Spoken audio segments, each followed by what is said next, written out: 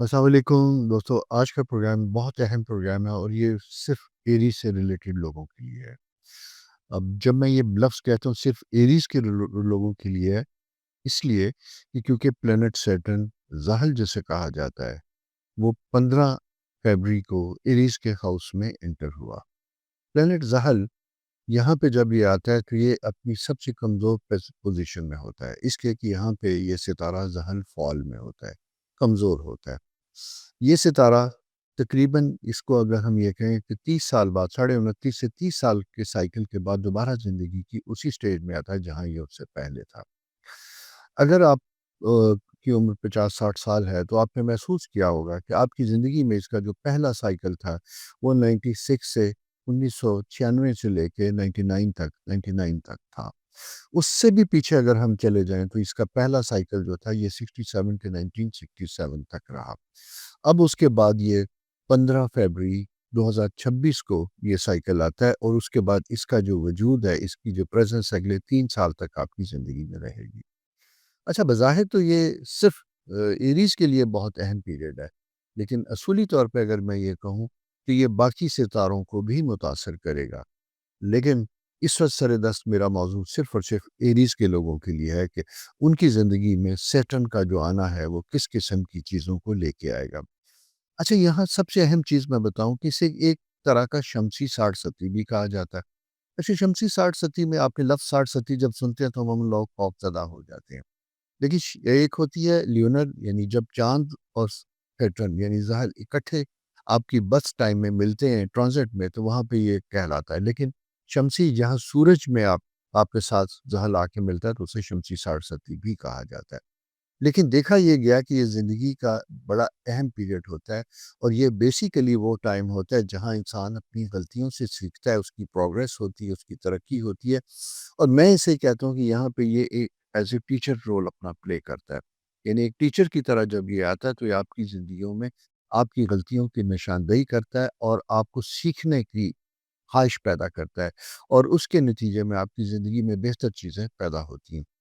Aries जब आपके first house में एंटर होता है तो ये कुछ चीज़ों को एग्रीवेट करता है, बढ़ाता भी है। जैसे अगर हम ये कहें तो इनिशिएट करता है ईगो को, आपके अंदर ईगो ज़्यादा हो जाती है, आप बहुत ज़्यादा सेंसिटिव हो जाते हैं, छोटी-छोटी चीज़ों को ज़्यादा महसूस करते हैं, जुर्रत ज़्यादा आने लगती है, बेबाकी पैदा होने लगती है, लीडरशिप के एहसासात पैदा होने लगते हैं और कहीं-कहीं अगर हम देखते हैं तो इम्पल्सिव जिसे कहते हैं कि जल्दबाज़ी तबीयत में आती है। छोटी-छोटी चीज़ें हमें ट्रिगर करती हैं, हम जल्द उनसे मुतासर होते हैं और उसका रिएक्शन करते हैं। लेकिन सैटर्न क्या कहता है? सैटर्न तो हमें ज़िंदगी में जब हमारे पास आता है तो ये हमारे लिए 3 चीज़ों का तकाज़ा करता है। डिसिप्लिन, ऑर्गनाइज़ होना। डिसिप्लिन जब ज़िंदगी में होगा तो वो ज़िंदगी के तमाम एरियाज़ में हमारे लिए बड़ा अहम होता है और हमें वो सिखा रहा होता है।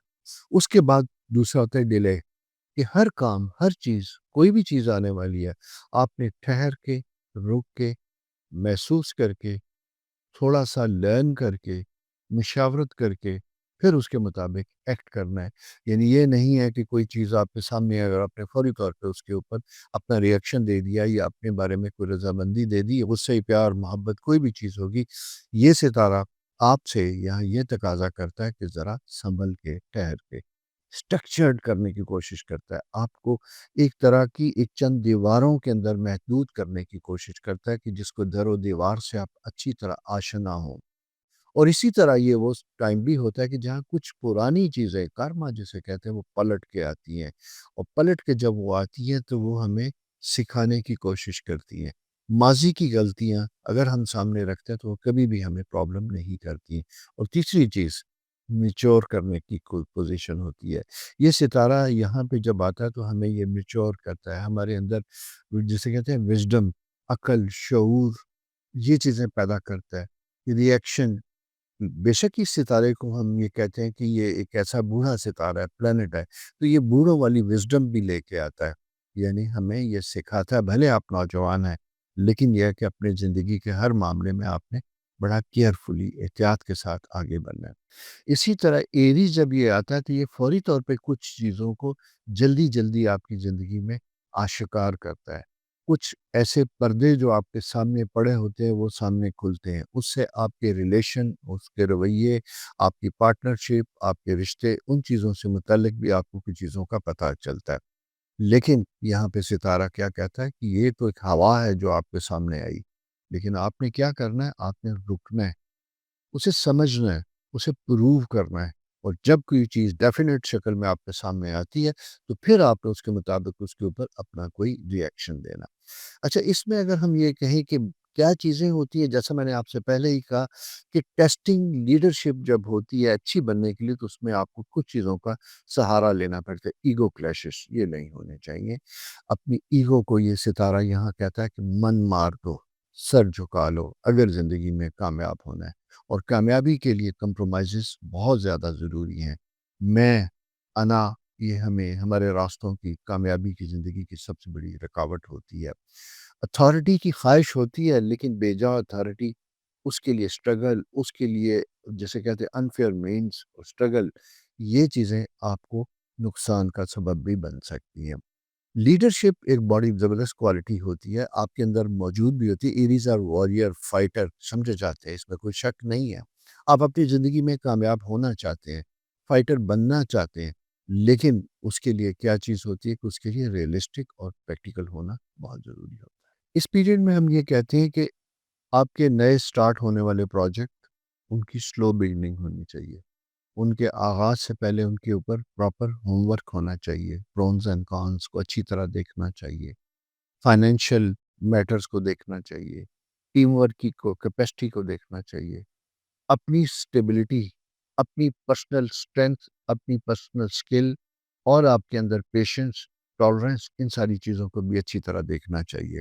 اور پھر امپلسو ایکشن، جیسے میں نے آغاز میں ہی کہا تھا، ان سے احتیاط کرنی چاہیے۔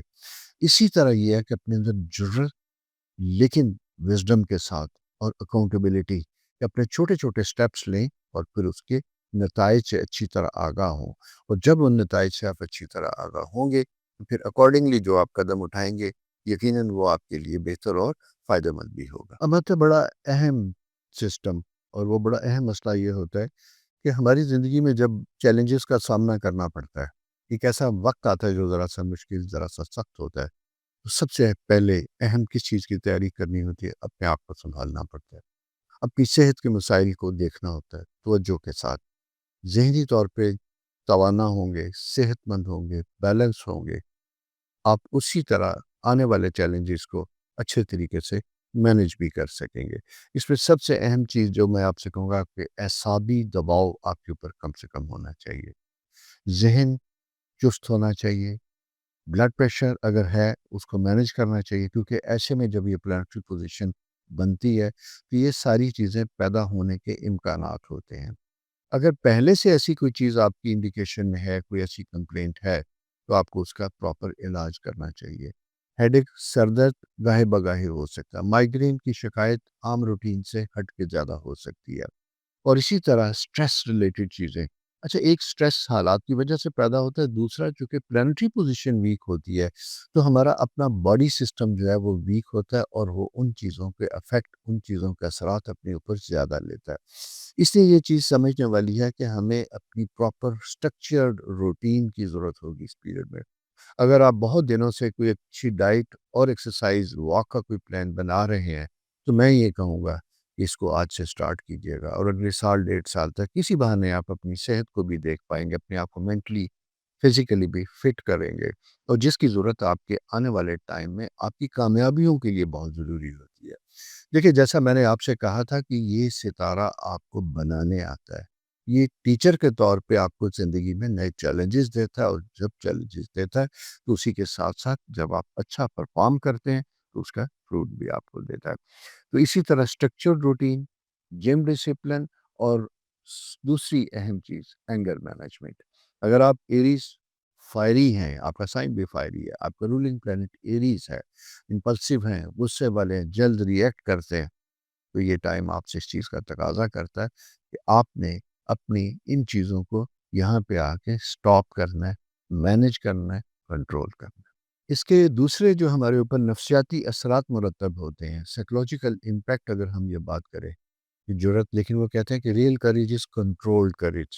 جرت وہ جو کنٹرولڈ ہو، جو آپ کو بتائے بھی کہ اس کے اثرات، اس کے نتائج آپ کے اوپر کس طرح کے واقع ہوں گے. اور پھر وہی بات ہوگی کہ اس میں سائیکولوجیکل امپیکٹ میں کیا ہوگا، لیس امپلسو، مور اسٹریٹجک، یعنی پلاننگ کے ساتھ، احتیاط کے ساتھ، to the point and focus, اور پھر سیریس اباؤٹ یور آئیڈینٹی، کہ کوئی ایسا سٹیپ، کوئی ایسا قدم جو آپ کی شخصیت، اس کے اوپر کوئی ایسے منفی اثرات مرتب نہ کرے. تو اس طرح کی چیزوں کو سائیکولوجیکلی بھی آپ نے اپنی مینٹل، فزیکل، ایموشنل ہیلتھ کو بھی آپ نے بہت اچھے طریقے سے لک آفٹر کرنا. اب ہم یہ دیکھتے ہیں کہ ایریز جب یہ آپ کے فرسٹ ہاؤس میں آتا ہے تو اس کے باقی آپ کی پرسنالٹی اور باقی ہاؤسز کے اوپر کیسے افیکٹ آتے ہیں.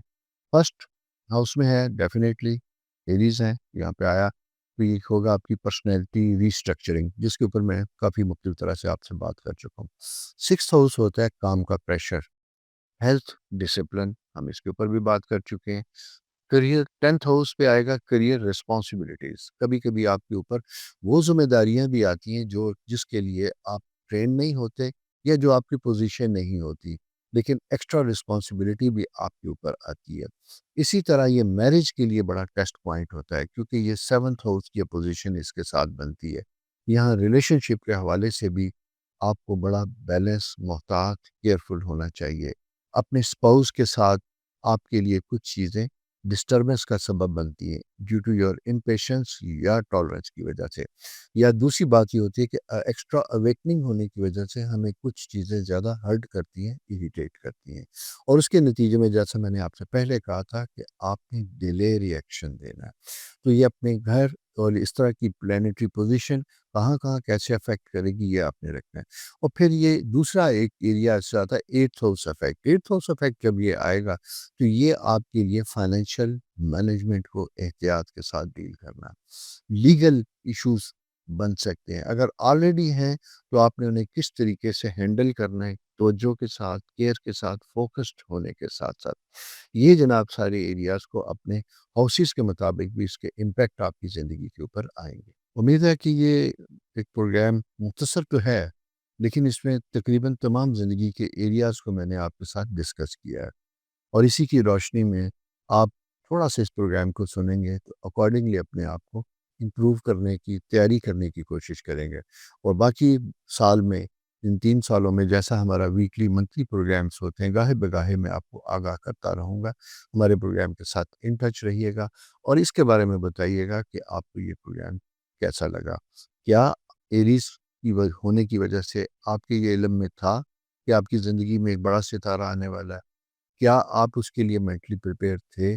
اور اب اگر آپ کے علم میں نہیں اور پتہ چلا تو کیا سمجھتے ہیں کہ آپ اس کو ذرا سا غور سے دیکھیں گے اور اسی کی ریکوائرمنٹ کے مطابق اپنے آپ کو ڈسپلنڈ، آرگنائز اور کنٹرولڈ انوائرمنٹ میں لے کے جائیں گے. اور امید کرتا ہوں کہ اگر ایسا کریں گے تو یہ اللہ تعالیٰ کی طرف سے نشانیاں ہوتی ہیں جو وقت کے ساتھ ساتھ ہمیں تیار کرتی ہیں آگے آنے والے لمحات میں.